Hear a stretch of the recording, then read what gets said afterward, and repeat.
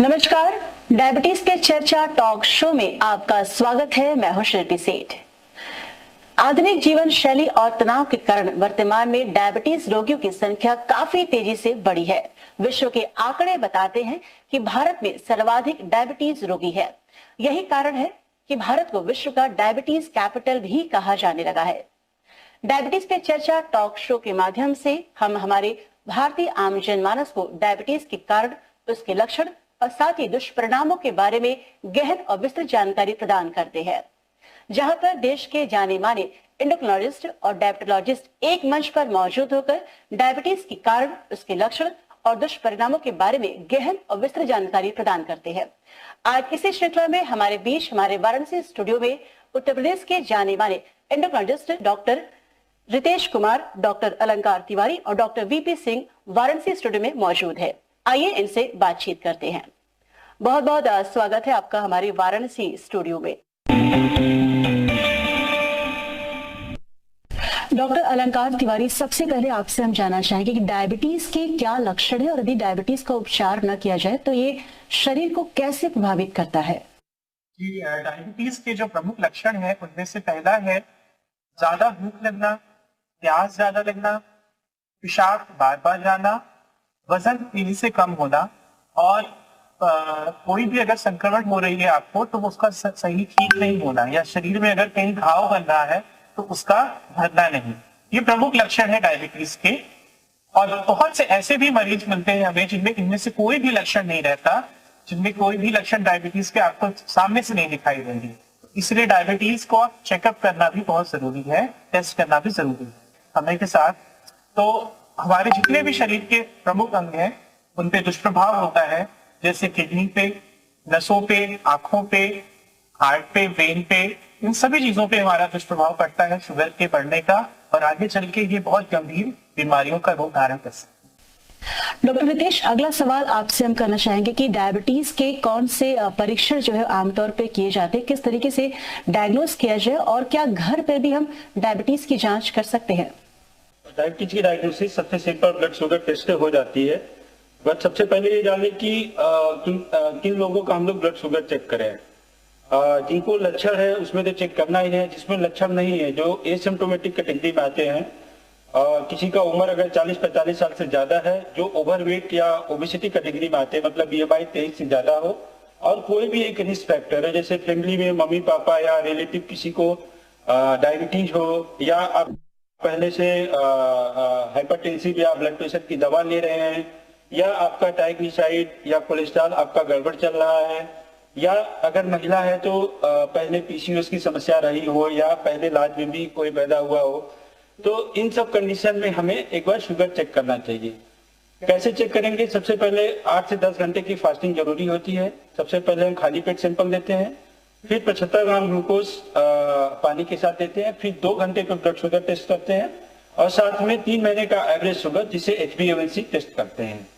अगर खाली पेट शुगर 100 से कम आ रहा है, ग्लूकोज पीने के 2 घंटे बाद 140 से कम आ रहा है, HbA1c 3 महीने का एवरेज शुगर 5.7 से कम आ रहा है, तो ये नॉर्मल शुगर है।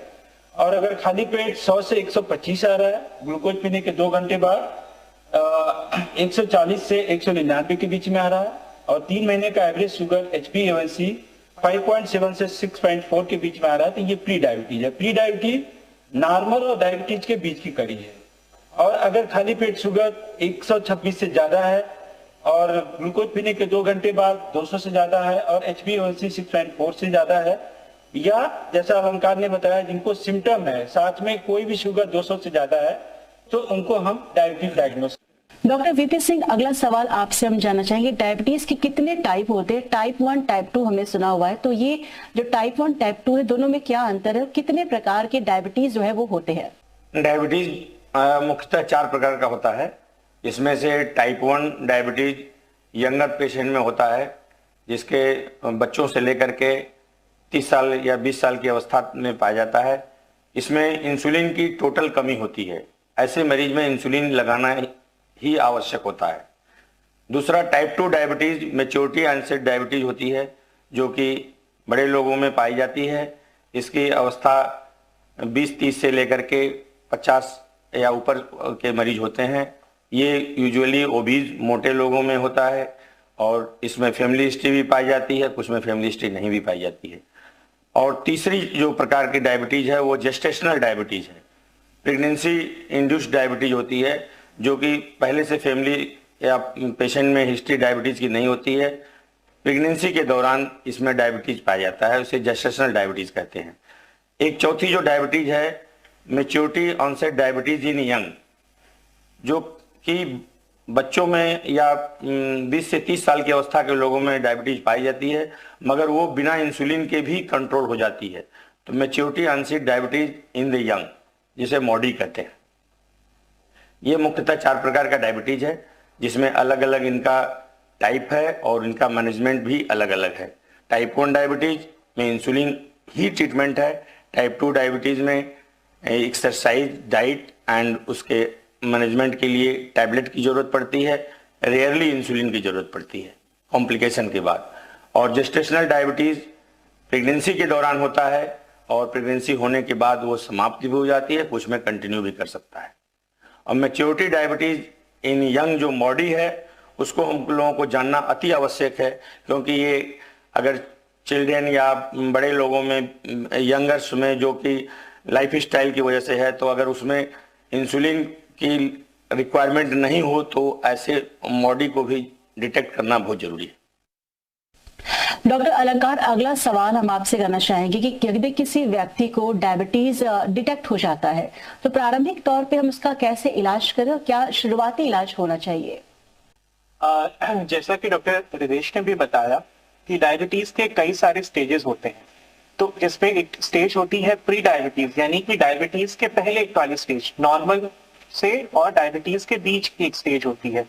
तो ये जो ट्रीटमेंट है ये डिपेंड करता है कि हमने मरीज को किस स्टेज पे डायग्नोज किया है, साथ में कौन से कॉम्प्लिकेशंस या कोमॉर्बिडिटीज हैं मरीज को, और मरीज की एज क्या है, और बहुत सारे फैक्टर्स को देखना होता है। अगर हम बहुत इनिशियल स्टेज में डायग्नोज हो जाती है, जैसे प्री डायबिटीज स्टेज में अगर डायबिटीज को हमने डायग्नोज कर लिया है, शुगर को, तो उस स्टेज पे ज्यादातर लोगों में सिर्फ लाइफस्टाइल मॉडिफिकेशन से डायबिटीज को हम कंट्रोल रख सकते हैं, यानी कि अपना खान पान, अपनी जीवन शैली को, फिजिकल एक्टिविटी को बढ़ा के हम डायबिटीज को कंट्रोल कर सकते हैं।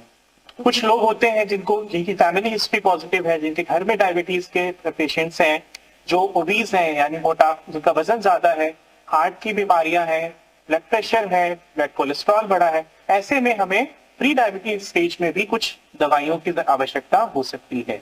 और अगर हम ऐसे मरीजों को डायग्नोस कर रहे हैं जो डायग्नोसिस के टाइम पे ही जिनका शुगर लेवल बहुत ज्यादा बढ़ा हुआ है, साथ में कुछ कॉम्प्लिकेशंस भी हैं, तो ऐसे लोगों को तो तुरंत ही इलाज की जरूरत होती है। और अगर टाइमली हम इंटरवेंशन कर दें, टाइमली इनको इलाज शुरू कर दें, तो हम आगे उनसे होने वाली जो समस्याएं हैं, उनसे जो ऑर्गन डैमेज है, एंड ऑर्गन डैमेजेस है, उनको हम प्रिवेंट कर सकते हैं। तो ये डिपेंड करता है कि हम किस स्टेज पे डायबिटीज को डायग्नोस कर रहे हैं। डॉक्टर विदेश, अगला सवाल आपसे हम करना चाहेंगे कि डायबिटीज के संभावित कॉम्प्लिकेशंस क्या है और इससे हम कैसे रोक सकते हैं? तो डायबिटीज की जो कॉम्प्लिकेशन है, जो क्रोनिक कॉम्प्लिकेशन है, उनको हम मुख्यतः 2 भाग में बांट सकते हैं, एक माइक्रोवेस्कुलर, दूसरा मैक्रोवेस्कुलर। जो माइक्रोवेस्कुलर में आता है रेटिनोपैथी, न्यूरोपैथी और नेफ्रोपैथी। सो डायबिटीज रेटिनोपैथी में बेसिकली आंख की रोशनी धीरे धीरे कम हो सकती है, अचानक भी यह रोशनी जा भी सकती है। दूसरा आता है न्यूरोपैथी, जिसमें पैर की नसें खराब होने लगती हैं। इसमें आपका ढिलपन, सुनपन आना, चींटी जैसा लगना या जलन होना, पैरों में दर्द होना, ये सिम्टम हो सकते हैं।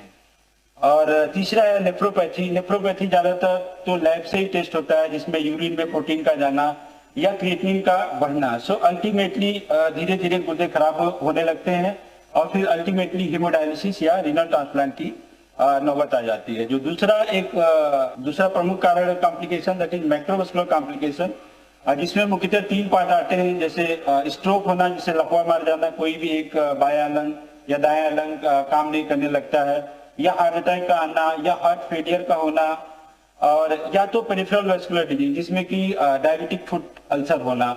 तो ये प्रमुख कारण है, पर इसके अलावा और भी कॉम्प्लिकेशन है, जैसे एक्यूट कॉम्प्लिकेशन होते हैं, डायबिटिक कीटोसिडोसिस, हाइपरग्लाइसेमिक हाइपरस्मोलर स्टेट, जिसमें शुगर बहुत ज्यादा रहता है, 500-600, और अचानक प्रेजेंटेशन होता है, पेट दर्द, उल्टी, अचानक सांस का फूलना या कॉन्शियस लेवल कम होना, या साथ में हाइपोग्लाइसीमिया हो सकता है जिसमें शुगर कम होता है, जिसमें चक्कर आना, घबराहट होना, पसीना आना, कंपन आना, ये प्रमुख लक्षण है। डॉक्टर वीपी सिंह, अगला सवाल आपसे हम जानना चाहेंगे, डायबिटीज के कितने टाइप होते हैं? टाइप 1, टाइप 2 हमने सुना हुआ है, तो ये जो टाइप 1, टाइप 2 है, दोनों में क्या अंतर है? कितने प्रकार के डायबिटीज जो है वो होते हैं?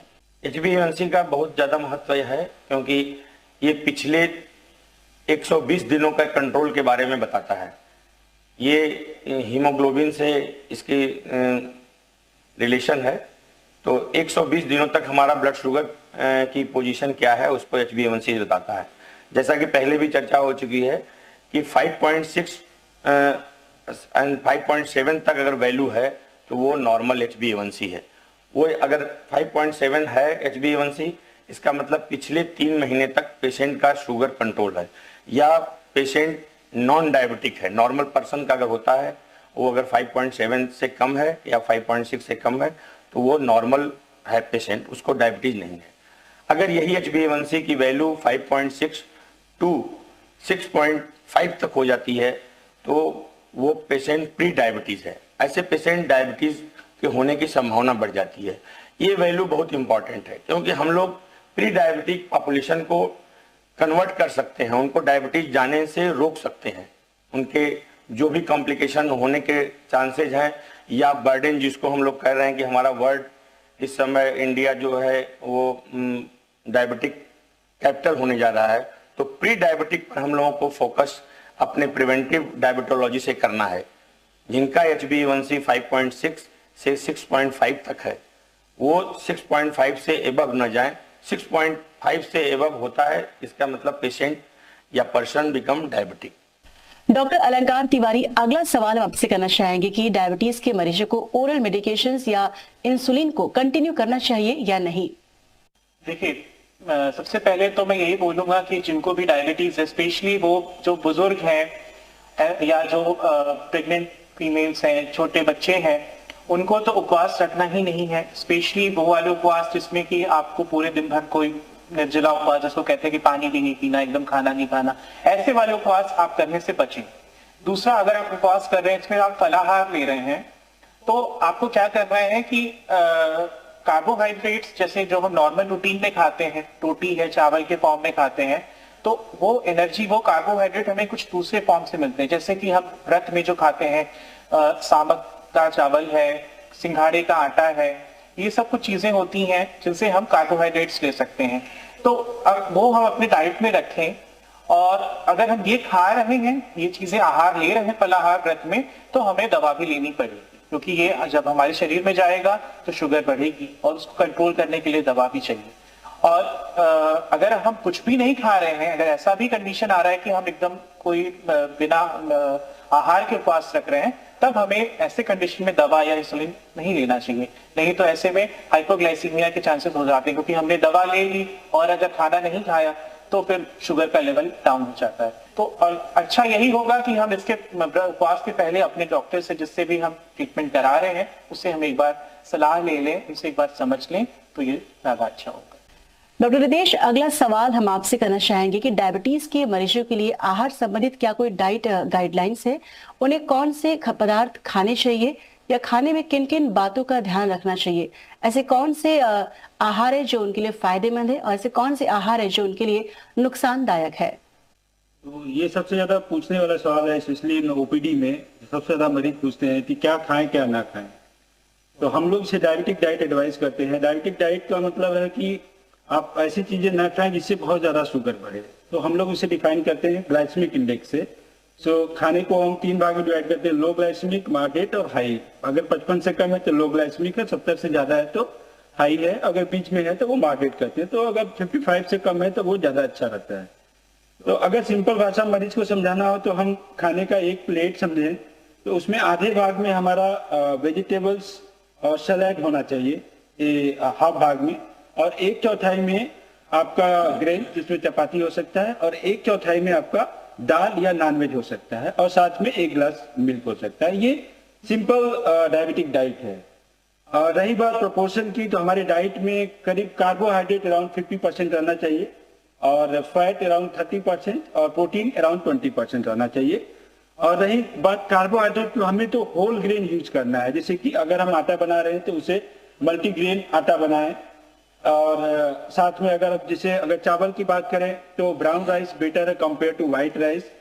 कुछ चीजें बहुत ही ज्यादा शुगर बढ़ाती है, जैसे जिसके बारे में उतना लगता नहीं, कि जैसे केला हो गया, आम हो गया, व्हाइट राइस हो गया, आलू हो गया।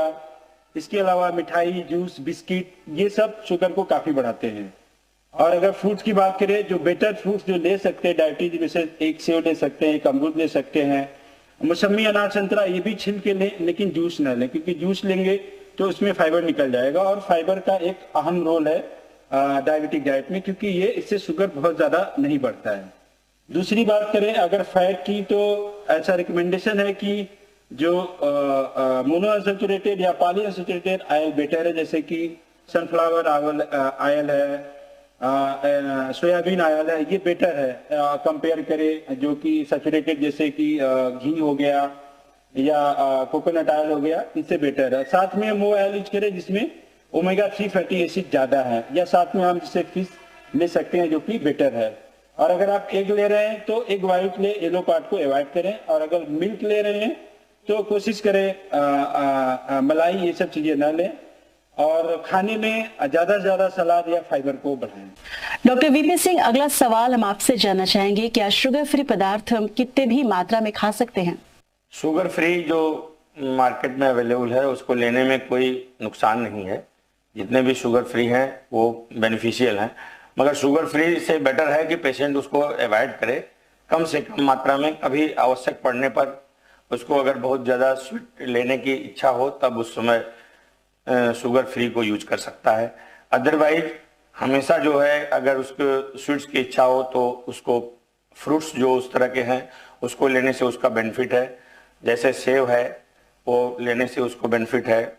और जूस जैसा डॉक्टर साहब ने बताया कि अवॉइड करना है। तो शुगर फ्री अभी तक से कोई ऐसा नहीं है, सारे एस्पार्टेट हैं जितने भी, और वो लेने से कोई नुकसान नहीं है। और जहाँ तक से वही बात है कि हम लोगों को हमेशा अपना ग्लाइसेमिक इंडेक्स को केयर करते हुए अपने सारे को उसको लेना है। और डायबिटीज़ के लिए बेटर है कि स्वीट्स ही अवॉइड करना है, क्योंकि वही सबसे उसके लिए हार्मफुल चीज़ है। उसका एकमात्र ट्रीटमेंट है कि वो स्वीट्स को अवॉइड करे।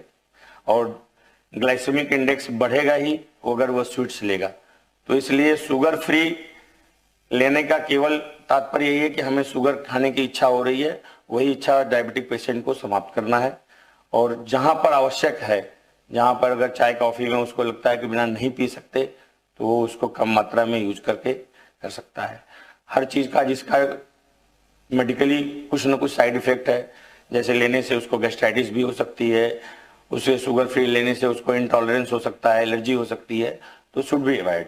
डॉक्टर अलंकार तिवारी, आप हमारे दर्शकों को क्या संदेश देना चाहेंगे, जो डायबिटीज पेशेंट है या जो डायबिटीज नहीं है, वो किस तरीके से अपना एक स्वस्थ जीवन जी सकते? डायबिटीज के जो भी पेशेंट्स हैं या ऐसे व्यक्ति जो एट रिस्क है डायबिटीज के, जिनको होने के खतरे, जिनके घर में लोगों को डायबिटीज है, इनके लिए सबसे जरूरी 3 चीजें होती हैं डायबिटीज मैनेजमेंट के। पहला है आपकी डाइट, खान पान, दूसरा है फिजिकल एक्टिविटी, एक्सरसाइज, और तीसरी आपकी दवाइयां हैं। ये तीनों बहुत ही इंपॉर्टेंट कंपोनेंट्स हैं डायबिटीज मैनेजमेंट के, और इन तीनों का बराबर ध्यान रखना है। पहला होता है हमारा डाइट। तो जैसा कि डॉक्टर साहब ने बताया, डाइट में हमें क्या क्या चीजें लेनी है, किन किन चीजों को अवॉइड करना है, और ये हमें सिर्फ कुछ दिनों की बात नहीं है, अपने जीवन का एक अंग बनाना है, एक आदत में बनानी है कि हमेशा एक हम अपने मॉडरेशन में चले। Moderation is the key. आजकल जो है हम किसी भी चीज को टोटली अवॉइड करने से अच्छा हम कहते हैं कि उसका प्रोपोर्शन साइज कम रखें, मॉडरेशन में रखें, तो वो हमें नुकसान नहीं करेगा, हमारे शुगर लेवल को नहीं बढ़ाएगा। और दूसरा है फिजिकल एक्टिविटी। डेली कम से कम 30 मिनट की हमें एक्सरसाइज करनी है। एटलीस्ट आप एक ब्रिस्क वॉक तो जरूर करें हमेशा, दिन में जो है 30 मिनट का ब्रिस्क वॉक बहुत जरूरी है। और तीसरी चीज है दवाइयाँ। आप अपनी जो भी दवाइयाँ आपके डॉक्टर ने बताई हैं उसको समय पे लें, तो आपकी जो डायबिटीज है, आपका जो शुगर है, वो बिल्कुल कंट्रोल में रहेगा और आप उसकी कॉम्प्लिकेशन से एक हद तक बच सकते हैं। डॉक्टर रितेश, आप हमारे दर्शकों को क्या संदेश देना चाहेंगे डायबिटीज से बचाव के लिए? डायबिटीज देखिए आज एक प्रमुख कारण है आंख की रोशनी जाने का, लीवर फेल होने का, गुर्दा फेल होने का, या हार्ट फेल होने का, या पैर कटने की बात आती है। ये प्रमुख कारण है। अगर हमें इन सब कॉम्प्लिकेशन से बचना है तो हमें एक तो सबसे पहले शुगर को नियंत्रित रखना है, जैसा कि रिकमेंडेड है। खाली पेट शुगर 80 से 130 रहे, खाने के 2 घंटे बाद 180 के नीचे रहे, और जो 3 महीने का एवरेज शुगर है वो 7 के नीचे रहे।